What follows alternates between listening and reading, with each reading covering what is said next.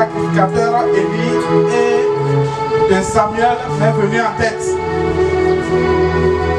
La Bible dit dans 1 Samuel chapitre 2, le verset 26, que le jeune Samuel continua à grandir et il était agréable à l'Éternel et aux hommes. Peut-être, quand vous avez vu notre papa, tous ans, vous êtes dit que papa est venu pour nous enseigner. Mais il est venu en tant que sacrificateur Élie et avec son jeune pasteur Samuel. Et je voudrais que vous compreniez que, étant donné que Élie était au service agréable du Seigneur, de notre Dieu, Samuel aussi était agréable selon la parole de Dieu. L'apôtre Paul a dit à Timothée que personne ne méprise sa jeunesse, qu'il soit un modèle pour les saints en parole, en conduite, en charité et en foi. Aujourd'hui, un Samuel nous est venu, un Timothée nous est venu.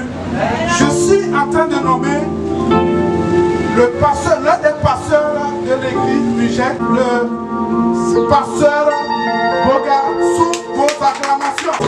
Praise the Lord. Alléluia. Je rends grâce à Dieu pour cette journée.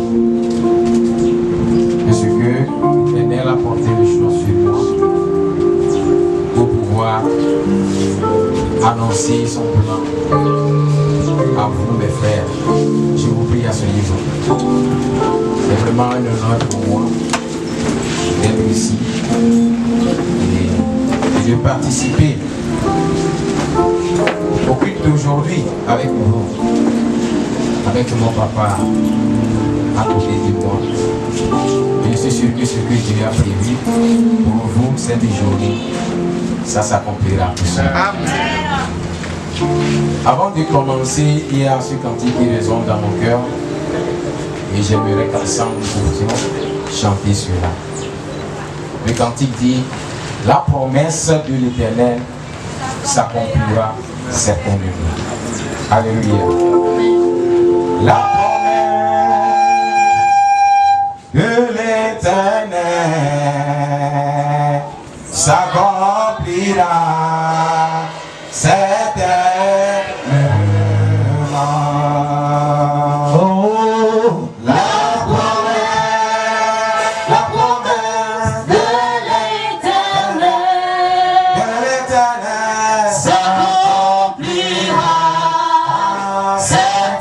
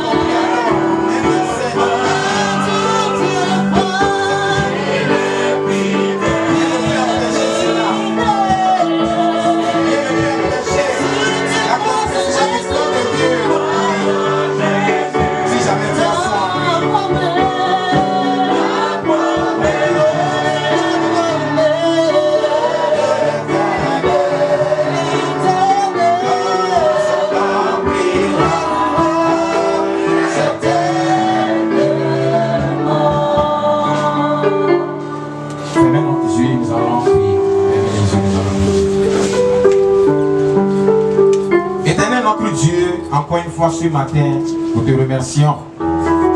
Merci de ce que tu es notre Père et nous sommes tes enfants bien-aimés, des enfants à qui tu as promis que tu ne vas jamais les délaisser. Tu seras toujours avec nous jusqu'à la fin des temps. Éternel, nous voici encore devant toi. Nous savons très bien que ta présence est avec nous ici. Père, le dessein pour lequel tu nous as encore réunis ici, nous prions à ce que cela soit accompli dans nos vies au nom de Jésus-Christ. Que tout plan forgé par l'ennemi, que cela soit sans effet. Seigneur Jésus, tes enfants sont devant toi. Ils ont disposé leur cœur à toi, Père. Seigneur Dieu, remplis leur cœur de joie, remplis leur cœur d'assurance, édifie-les au nom de Jésus-Christ. Avant que nous quittions ici, que tous aient un témoignage. Amen. Au nom puissant de Jésus, nous avons prié. Amen. Amen. Prenez place. Praise the Lord. Et comme je viens de le dire, que c'est un honneur pour moi d'être ici. Et d'après les nouvelles, on m'a fait savoir qu'aujourd'hui, vous jeûnez et vous priez. N'est-ce pas? Et lorsque j'ai eu cette information, il y a une question qui m'est venue à cœur. Il y a une question qui est venue dans mon cœur et je vais vous la poser également. Et la question est celle-ci. Celui en qui nous avons foi, c'est Jésus-Christ. Il est Dieu.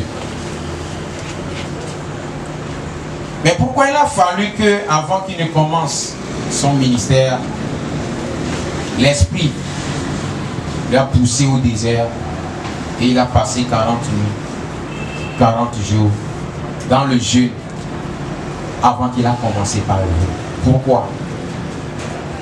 C'est la question qui m'est venue. Parce que Jésus est Dieu. Il est à l'image de Dieu. Il est rempli du Saint-Esprit. Il est rempli de force. N'oubliez pas que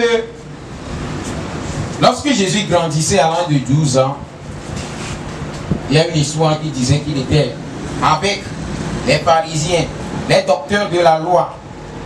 Il est posé des questions. Et ces docteurs de la loi ont difficilement répondu à certaines de ces questions.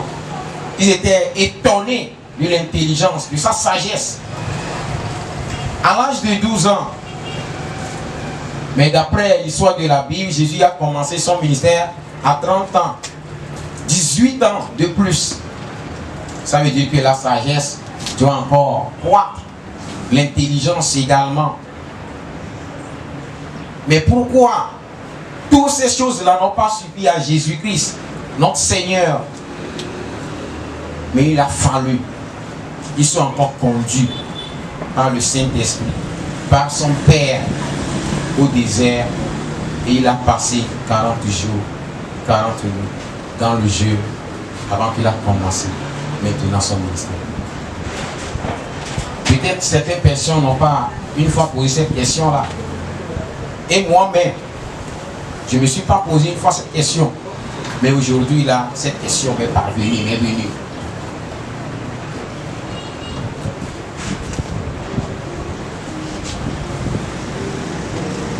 Si nous allons nous référer à la Bible, d'après Galates chapitre 5, peut-être Galates chapitre 5, si nous allons lire à partir du 17e verset, Galates le chapitre 5.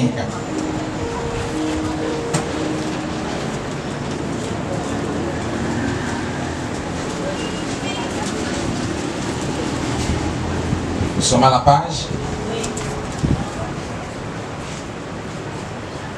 Si nous lisons le verset 17 de Galates chapitre 5, il dit car la chair a des désirs contraires à ceux de l'esprit, et l'esprit en a de contraires à ceux de la chair. Ils sont opposés entre eux afin que vous ne fassiez point ce que vous voudriez. Amen. Amen. Jésus étant Dieu, il n'a pas oublié que sa divinité est logée quelque part, qui est le corps, la chair. Et d'après la lecture, on dit que cette chair aussi a certains désirs. Et ces désirs sont contraires aux désirs de l'esprit. La chair a des ambitions. L'esprit aussi cherche à accomplir quelque chose. Jésus fut rempli de cet esprit-là, mais n'a pas oublié que l'esprit est logé dans la chair. Et pour qu'il puisse accomplir le dessein de Dieu, le dessein pour lequel il était envoyé, il a envoyé dans ce monde, il a fallu, ou bien il va falloir que Jésus-Christ discipline son corps physique. L'un des moyens de discipliner la chair, de discipliner le corps, pour pouvoir le permettre d'accomplir la volonté parfaite de Dieu, c'est le jeûne. Alléluia. Amen. Parce que dans le jeûne, celui qui est dans cette situation révèle un Dieu qui est sans force, qui ne se suffit pas, qui dépend de lui, le Créateur, que sans lui ne peut pas accomplir sa volonté. Un abandon total, un signe d'humilité, un signe de consécration à Dieu. Mais celui qui pense que sans cet état, que sans cet acte, que sans Dieu, il peut être en mesure d'accomplir les espoirs, cette personne fera fausse route. Cette personne fera face à une situation d'un jour au lendemain qui ne peut pas s'en sortir. Mais celui qui consacre sa vie en s'abaissant à Dieu, en étant humble devant lui, soit disant que mon Dieu, mon Père, que puis-je faire sans toi? Que puis-je accomplir si je ne vis pas selon ta direction? Cette dernière-là voit toujours la manifestation de Dieu dans sa vie jusqu'à la fin de ses jours.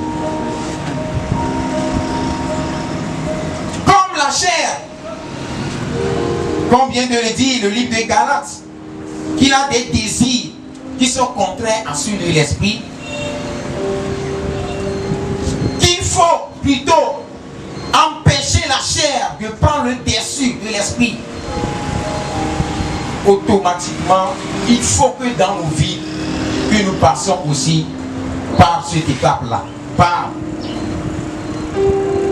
ces genres de moments, le jeûne.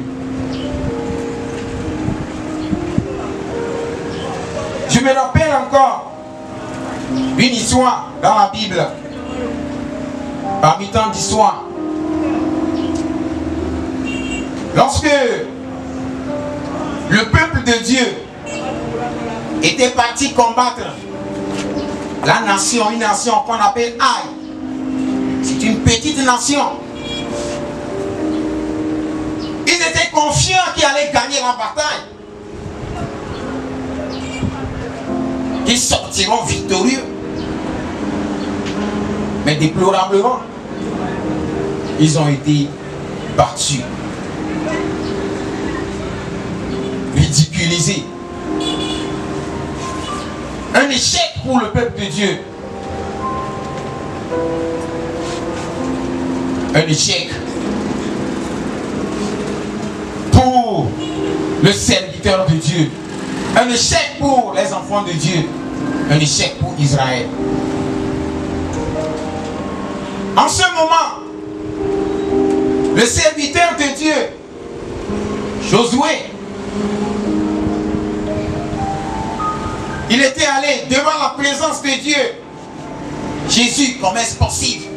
Dieu, comment est-ce possible? Saint-Esprit, comment est-ce possible qu'on peut être battu de la sorte, ridiculisé, chassé? Dieu lui a dit, lorsqu'il était complètement à terre, lorsqu'il était allé devant la présence de Dieu, pour savoir ce qui n'allait pas, ce qui s'est passé, lorsqu'il a refusé de satisfaire sa chair, évidemment pas la nourriture, parce que lui ici ne dira pas que manger n'est pas bon, on prend du goût dedans. Mais ce n'est plus le moment de manger pour le serviteur de Dieu. Quel échec. En ce moment, Dieu lui a révélé ce qui était l'origine de cet échec. Et Akan, qui avait touché les choses que l'Éternel a dévouées par l'interdit, s'est attaché à cela. Son cœur était attaché à ça. Dieu a dit qu'il ne peut pas remporter la victoire. Ils ne tourneront que dos à leur adversaire.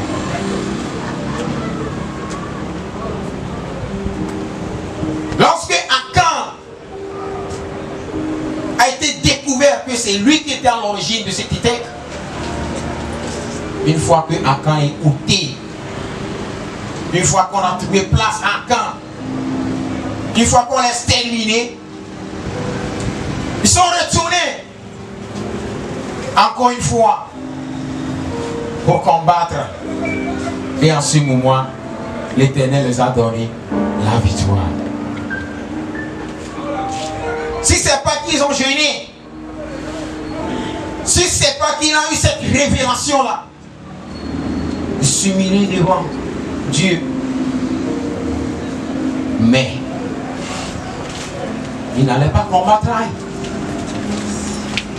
Ou d'une part, si c'est avant d'aller à ce combat, si c'est que il avait eu cette idée d'être devant le Seigneur dans le jeûne, Dieu, est-ce que nous pouvons aller? Dieu, est-ce que nous allons gagner? Je ne crois pas que Aïe les aurait battus et que cela sera une honte pour Israël. Mais gloire à Dieu, il s'est ressaisi. Il a trouvé le chemin qu'il fallait emprunter. Le moyen qu'il devait mettre sur pied avant d'aller. Et l'Éternel les a accordé la victoire. Aujourd'hui, l'Éternel t'accordera la victoire. Nous sommes des étudiants ici. Et nous, certains, nous sommes en fonction. Peut-être, je ne sais pas. Mais nous devons savoir qu'il y a un défi à remporter. Si vous êtes dans le jeu, il y a un défi qui nous attend. Surtout les enfants de Dieu. Réussir dans la vie ne proviendra pas de notre propre force. Ne proviendra pas de notre intelligence. L'élévation que nous attendons, l'élévation que nous allons obtenir dans peu de temps, pour certains dans quelques mois, dans 1 an, dans 2 ans, dans 3 ans, dans 5 ans, dans une année donnée, cette élévation provient de l'Éternel. Mais avant d'acquérir cette élévation, cette victoire, il va falloir que nous connaissons ce qui peut nous empêcher à l'avoir. Il faut que nous connaissions notre ennemi. L'ennemi qui ne veut pas que le dessein de Dieu soit accompli dans ta vie. L'ennemi qui ne veut pas que tu évolues. L'ennemi qui ne veut pas que ton état d'enfant de Dieu s'affiche partout. Ce n'est pas le diable. Dis à ton prochain, ce n'est pas le diable. Ce n'est pas le diable. Mais c'est ton corps visible. C'est la chair. C'est la chair. Si tu ne donnes pas l'occasion au diable, si la chair ne donne pas l'occasion au diable, le diable ne peut rien faire. Le diable est là, il existe ici, là où nous sommes. Il est parmi nous. Lui aussi, il est ici. Il cherche à accomplir aussi sa volonté, son dessein. Et 2000 ans plus, il a été vaincu. Mais si nous ne donnons pas